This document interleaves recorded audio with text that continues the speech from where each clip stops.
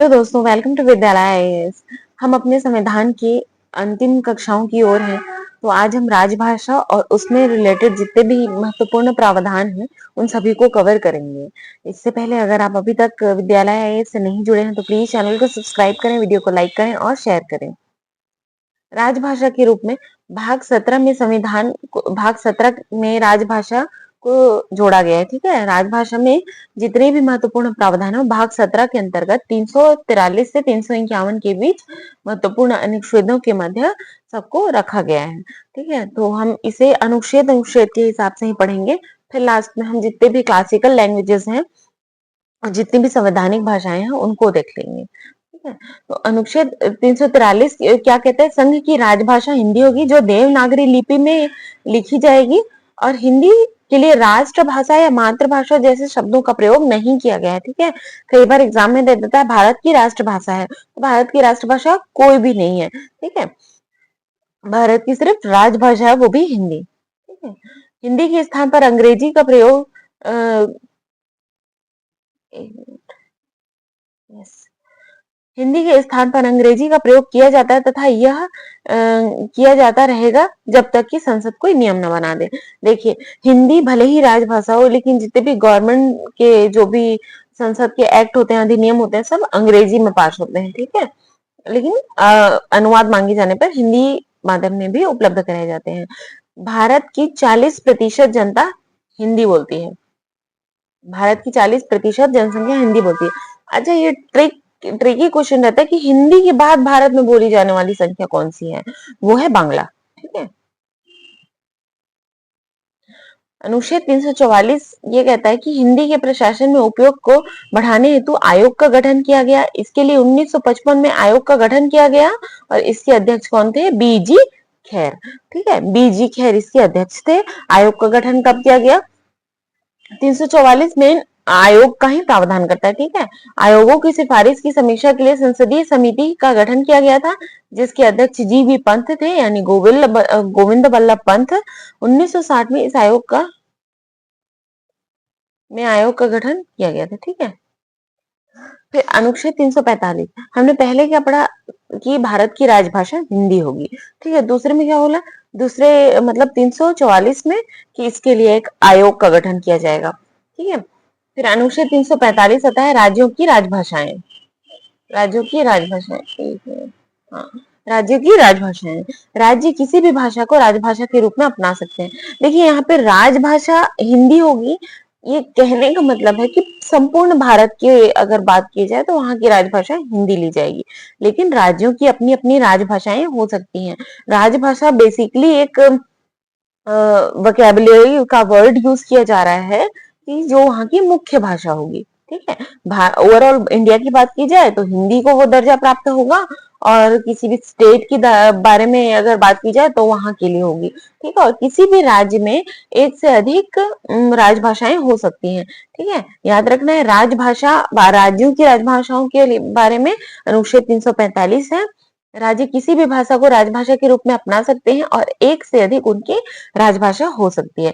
जैसे गुजरात में गुजराती और हिंदी दोनों होती है और गोवा कोंकण क्षेत्र में, ठीक है, लेकिन उसमें महाराष्ट्र का भी बहुत इन्फ्लुएंस है, तो गोवा में मराठी और कोंकणी। ठीक है, जम्मू कश्मीर की राजभाषा उर्दू थी। अरुणाचल प्रदेश, मेघालय, नागालैंड की राजभाषा इंग्लिश है। ठीक है,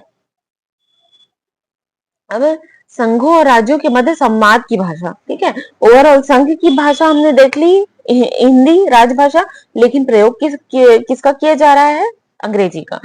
तब तक किया जाएगा जब तक कि इससे रिलेटेड कोई नियम ना बन जाए। ठीक है, और जो राज्यों की राजभाषाएं ये सबकी अपनी अपनी होंगी, लेकिन जब दोनों के मध्य संवाद के बारे में बात की जाएगी तो कौन सी भाषा का उपयोग किया जाना चाहिए? ठीक है, तो कौन सी भाषा का उपयोग किया जाएगा? इसमें संघ की राजभाषा का उपयोग किया जाएगा। संघ राज्यों के मध्य आपसी संवाद के लिए संघ की राजभाषा का भी उपयोग किया जाएगा। यदि दो या अधिक राज्य आपस में समझौता करके किसी अन्य भाषा को अपना सकते हैं। देखिए, राज्यों के मध्य आपसी मतलब बातचीत होगी, दो या दो से अधिक राज्यों के मध्य। जैसे गुजरात और महाराष्ट्र के मध्य कोई बात करना है तो वो लोग संघ की राजभाषा का यूज करेंगे। ठीक है, हिंदी का यूज करेंगे या इंग्लिश का यूज करेंगे, लेकिन जो इंग्लिश है ना, कंफ्यूज नहीं होना, ये ऑफिशियल लैंग्वेज है। ठीक है, ये संवैधानिक भाषाओं में भी नहीं है। ठीक है, English is a official language, ठीक है। और लेकिन क्या करेंगे, दो या दो से अधिक राज्य आपस में समझौता करके किसी दूसरे भाषा को अपने संवाद का माध्यम बना सकते हैं। जैसे गोवा की राजभाषा भी मराठी और कोंकणी है, और महाराष्ट्र में तो मराठी है, तो आपस में ये लोग संवाद करके मराठी में भी बात कर सकते हैं, ठीक है। अब आगे देखते हैं अनुच्छेद 347। यदि किसी राज्य में किसी विशेष भाषा का प्रयोग करने वाला वर्ग रहता है, तो ये लोग राष्ट्रपति से मांग कर सकते हैं कि उनकी भाषा का प्रशासन में प्रयोग किया जाए, तथा राष्ट्रपति उनकी मांग से संतुष्ट है तो राष्ट्रपति राज्यपाल को निर्देश दे सकते हैं कि उस भाषा का प्रयोग प्रशासन में किया जाए क्षेत्र विशेष में, ठीक है। अनुच्छेद 348 क्या कहता है, ये सुप्रीम कोर्ट और हाई कोर्ट, संसद की राज्य मतलब राज्य विधानसभाएं, इन सब जो जैसे सुप्रीम कोर्ट हो गया, हाई कोर्ट हो गया, संसद या फिर राज्य विधानसभाओं में किए जाने वाले एक्ट, अधिनियम या अध्यादेश की मतलब जो भाषा है वो इंग्लिश होगी, इसमें ये कहा गया है, ठीक है। अनुच्छेद 348 में ये कहा गया है कि संसद, सुप्रीम कोर्ट, हाई कोर्ट और राज्यों की विधानसभाओं से जो भी पास होंगे, जो एक्ट पास होंगे, अध्यादेश पास होंगे, ठीक है, या विनियम जो भी बनाए जाएंगे, सबकी भाषा क्या होगी, इंग्लिश होगी, इंग्लिश। लेकिन इनमें राजभाषा संशोधन अधिनियम 1963 के द्वारा संशोधन में बदलाव किया गया था। सुप्रीम कोर्ट की भाषा अभी भी इंग्लिश है, किंतु राज्य विधानसभा और हाई कोर्ट में अन्य भाषाओं का प्रयोग को मान्यता दी गई है, ठीक है। अनुच्छेद 348 एक एक क्या कहता है, अनुच्छेद 348 एक, जब तक संसद विधि से ऐसे उपबंधन न करे तब तक क्या होगा, उच्चतम न्यायालय वो प्रत्येक उच्च न्यायालय में सभी कार्यवाहियों का माध्यम अंग्रेजी होगा, ठीक है, अंग्रेजी होगा। संघ एवं राज्य स्तर पर सभी विधेयक, अधिनियम, अध्यादेश, आदेश का प्राधिकृत पाठ अंग्रेजी में किया जाएगा। मतलब जब तक कि संसद ऐसे कोई अधिनियम पारित नहीं करेगी, ठीक है, तब तक क्या होगा, प्रत्येक उच्चतम न्यायालय और उच्च न्यायालय की सभी जितनी भी कार्यवाहियां होंगी, सबका माध्यम अंग्रेजी होगा। साथ ही साथ संघ और राज्य स्तर पर सभी विधेयक, अधिनियम, अध्यादेश, सभी प्राधिकृत पाठ अंग्रेजी में किए जाएंगे, ठीक है। संबंधित अनुच्छेद देख लेते हैं हम इससे। सर्वोच्च न्यायालय तथा उच्च न्यायालयों आदि की भाषा क्या है, अंग्रेजी है। 349 क्या कहता है, भाषा से संबंधित कुछ नियम, अधिनियम, अधिनियम करने की विशेष प्रक्रिया। 350 क्या है, शिकायत निवारण के लिए अभ्यावेदन में प्रयुक्त भाषा।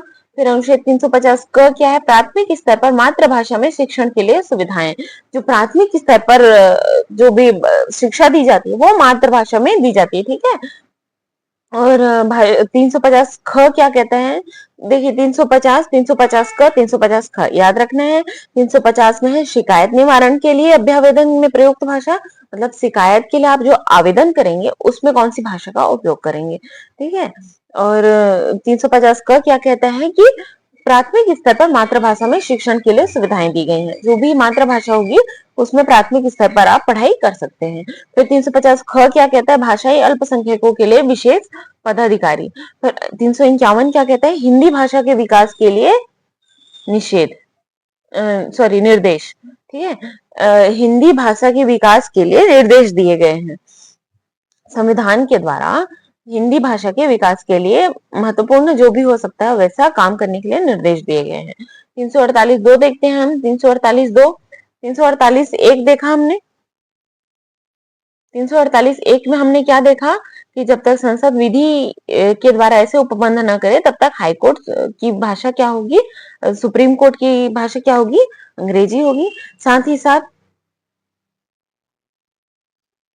जो भी संसद के अधिनियम, एक्ट, ये सब आएंगे सभी अंग्रेजी में आएंगे, ठीक है। फिर अनुच्छेद 348 दो क्या कहता है, राज्य का राज्यपाल राष्ट्रपति की पूर्वानुमति से हिंदी या अन्य राजकीय भाषा को उच्च न्यायालय की कार्यवाही की भाषा का दर्जा दे सकते हैं, ठीक है।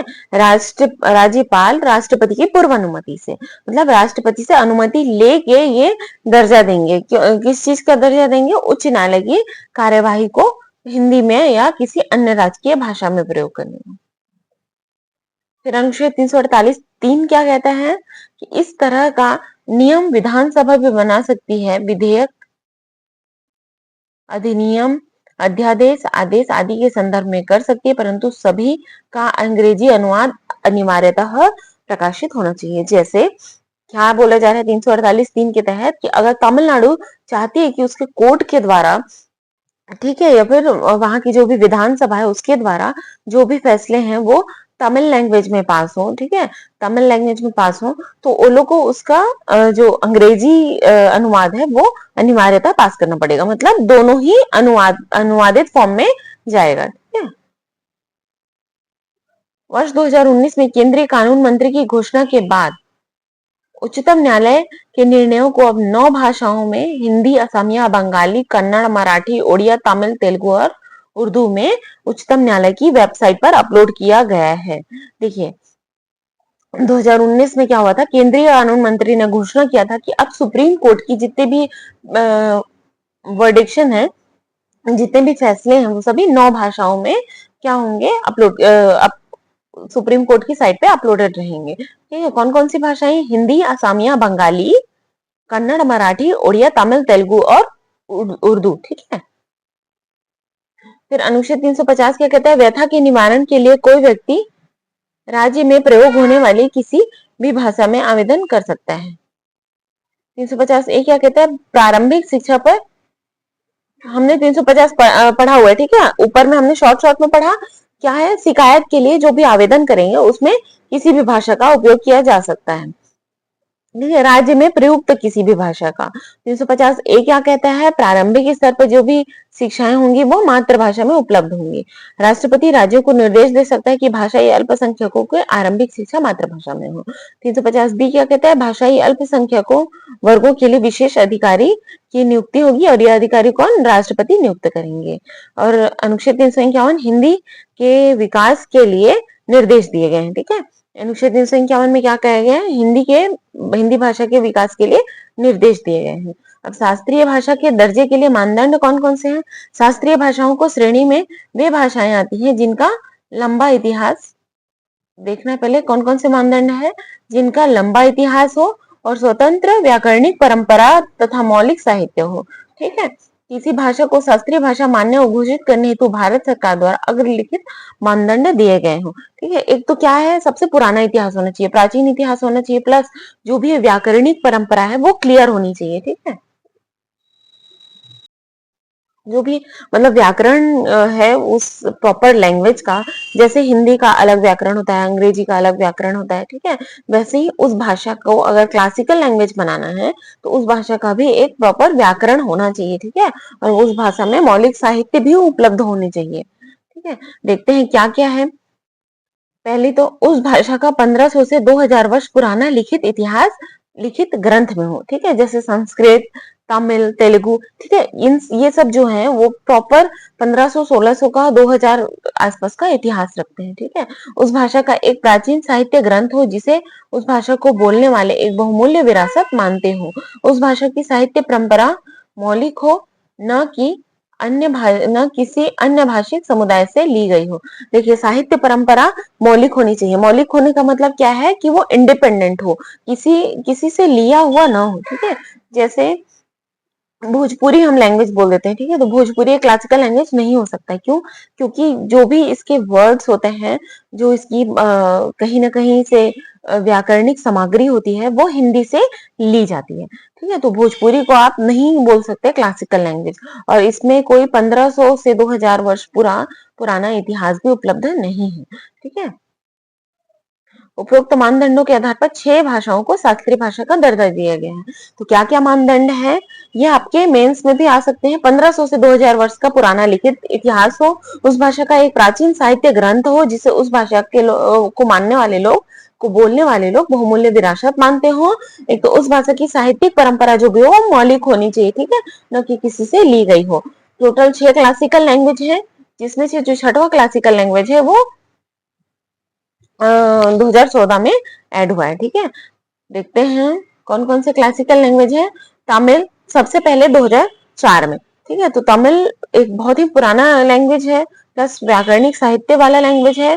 तमिल, संस्कृत, संस्कृत 2005 में, याद रखना है तमिल, तमिल, ठीक है, तमिलनाडु ये 2004 में, संस्कृत 2005 में, ठीक है। तेलुगु और कन्नड़ 2008 में एक ही साथ शामिल किया गया था, ठीक है, याद रखना है तमिल 2004, संस्कृत 2005, तमिल, तेलुगु, फिर तेलुगु और कन्नड़। ठीक है, पहले हमने क्या पढ़ा? तमिल 2004, फिर संस्कृत 2005, फिर तेलुगु कन्नड़ 2008। ठीक है, फिर 2013 में मलयालम को लिया गया था। मलयालम केरला केरला वाले रीजन में बोला जाता है। और ओडिया ओडिया 20 फरवरी 2014 को लास्ट में शामिल हुआ है। ठीक है, अब देखते हैं हम संवैधानिक भाषाएं। तो जो संविधान की 8वीं अनुसूची है वो संवैधानिक भाषाओं का उल्लेख करती है। ठीक है, जिसमें अभी तक 22 भाषाओं का उल्लेख है। ठीक है, कौन कौन सी भाषाएं?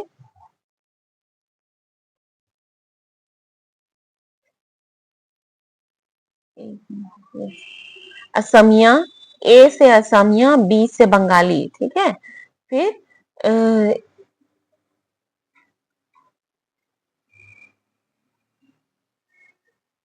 ए बी सी डी याद रखिए आप। ए से असमिया, बी से बंगाली, फिर C D E F G, G for Gujarati. ठीक है, फिर एच फॉर हिंदी। ठीक है, एच आई से कुछ नहीं है। जे के से है कन्नड़ और कश्मीरी। ठीक है, के से कन्नड़ और कश्मीरी याद करते जाना है। ए बी असमिया बंगाली, फिर सी डी ई एफ कुछ नहीं है। जी से है गुजराती, एच से है हिंदी, फिर आई जे के फॉर कन्नड़ और कश्मीरी, जे के एल एम, एल से कुछ नहीं है। एम से है मलयालम मराठी, मलयालम और मराठी। ठीक है, एल एम एन ओ। ठीक है, एन से कुछ नहीं है। ओ से ओडिया, पी से पंजाबी, क्यू आर एस। ठीक है, एस से संस्कृत है, सिंधी है। ठीक है, एस से संस्कृत सिंधी। फिर आता है एस टी, तमिल तेलुगु। ठीक है, यू फॉर उर्दू। ठीक है, और ये कोंकणी ये सब बाद में शामिल किया गया, इसीलिए इसको लास्ट में लिखा जा रहा है। ठीक है, इतना आप याद कर लीजिए। फिर याद रखना है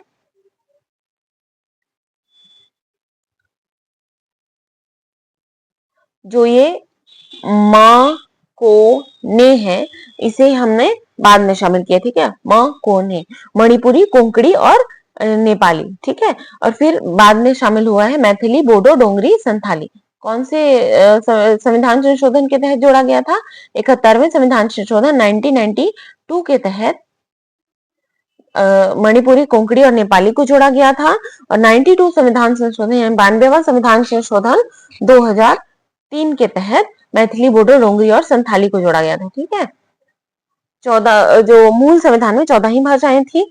दो सिंधी को याद रखना है। 21वां संविधान संशोधन किया गया है 1967 में, उसमें जोड़ा गया सिंधी को। फिर मणिपुरी, कोंकणी, नेपाली को जोड़ा गया है 71वें संविधान संशोधन के तहत। फिर 92वां संविधान संशोधन 2003 के तहत मैथिली, बोडो, डोंगरी, संथाली को जोड़ा गया है। ठीक है, तो ऐसे अगर आप याद करेंगे ना तो आपको याद हो जाएगा 2200 कॉन्स्टिट्यूशनल लैंग्वेजेस। फिर उसके बाद आता है हिंदी दिवस। ठीक है, हिंदी दिवस को एक बार देख लेते हैं। हिंदी दिवस 14 सितंबर 1949 को संविधान सभा ने निर्णय लिया कि हिंदी ही भारत की राजभाषा होगी। इसी परिप्रेक्ष्य में वर्ष 1953 में निर्णय लिया गया था कि मतलब 1953 में जाके निर्णय लिया गया कि 14 सितंबर को हिंदी दिवस के रूप में मनाया जाएगा। ठीक है, अब देखते हैं विश्व हिंदी दिवस। तो विश्व हिंदी दिवस 10 जनवरी 1975 को महाराष्ट्र के नागपुर में प्रथम विश्व हिंदी दिवस मनाया गया था। 2006 से प्रतिवर्ष 10 जनवरी को इसे मनाने की घोषणा की गई। ठीक है, भारत में हिंदी दिवस बोलेगा तो 14 दिसंबर है, लेकिन विश्व हिंदी दिवस की बात की जाएगी तो वो कब मनाया जाता है? 10 जनवरी को। ठीक है, तो आज की क्लास अगर आपको अच्छी लगी हो तो प्लीज चैनल को सब्सक्राइब करें, वीडियो को लाइक करें, शेयर करें, ज्यादा से ज्यादा शेयर करें। Thank you for watching.